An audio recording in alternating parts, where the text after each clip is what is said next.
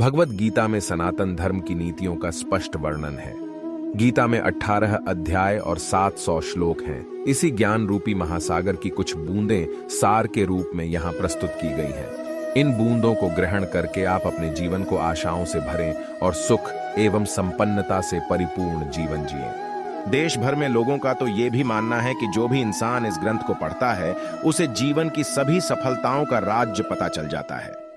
भगवत गीता में श्री कृष्ण द्वारा दिया गया वह ज्ञान है जो हर इंसान को जानना और समझना चाहिए, क्योंकि यह ज्ञान आपकी जिंदगी बदल सकता है और आपको अंधेरे और निराशा से निकालकर उसे खुशहाल जिंदगी की तरफ ले जाता है। और जो व्यक्ति समर्पण भाव से अपना कर्म करता है उसे पर देने के लिए तो मैं तो बैठा हुआ हूं, इसलिए हमेशा कर्म करते जाओ। फल की उम्मीद ना करें, क्योंकि कल की उम्मीद करने से आप अपने कर्म से ध्यान नहीं दे पाएंगे। दोस्तों, भगवत गीता में भगवान श्री कृष्ण अर्जुन को समझाते हैं कि हे अर्जुन, इस संसार के सभी मनुष्य को, सभी प्राणियों को हमेशा कर्म करते रहना चाहिए और फल की आशा कभी नहीं करनी चाहिए, क्योंकि फल की प्राप्ति उसके हाथ में नहीं होती, लेकिन कर्म उसके हाथ में होता है। फल की अभिलाषा ठीक कर्म करने वाला पुरुष ही अपने जीवन सफल होता है।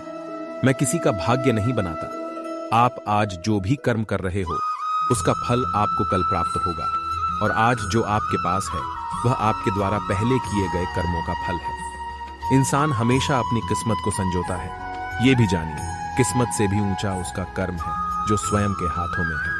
कोई भी इंसान के जन्म से नहीं बल्कि अपने कर्म से महान बनता है। बुराई बड़ी हो या छोटी हमेशा विनाश का कारण बनती है, क्योंकि नाव में छेद छोटा हो या बड़ा नाव को डुबा ही देता है। जो होने वाला है वो होकर ही रहता है, और जो नहीं होने वाला वह कभी नहीं होता।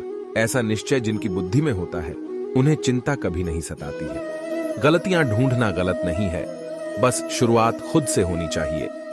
निर्णय लेते समय ना ज्यादा खुश हो ना ज्यादा दुखी हो, ये दोनों परिस्थितियां आपको सही निर्णय लेने नहीं देती। सत्य कभी दावा नहीं करता कि मैं सत्य हूं, लेकिन झूठ हमेशा दावा करता है कि सिर्फ मैं ही सत्य हूं। नरक के 3 द्वार होते हैं: वासना, क्रोध और लालच।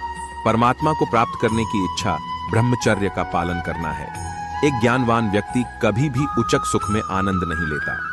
भगवत गीता और श्री कृष्ण से 7वीं सीख मिलती है कि आलस्य, कायरता और डर मनुष्य की सफलता के दुश्मन हैं। दोस्त श्री कृष्ण कहते हैं कि आलस्य, डर और कायरता मनुष्य के वह दुश्मन है जो उसे सफल होने से रोकते हैं।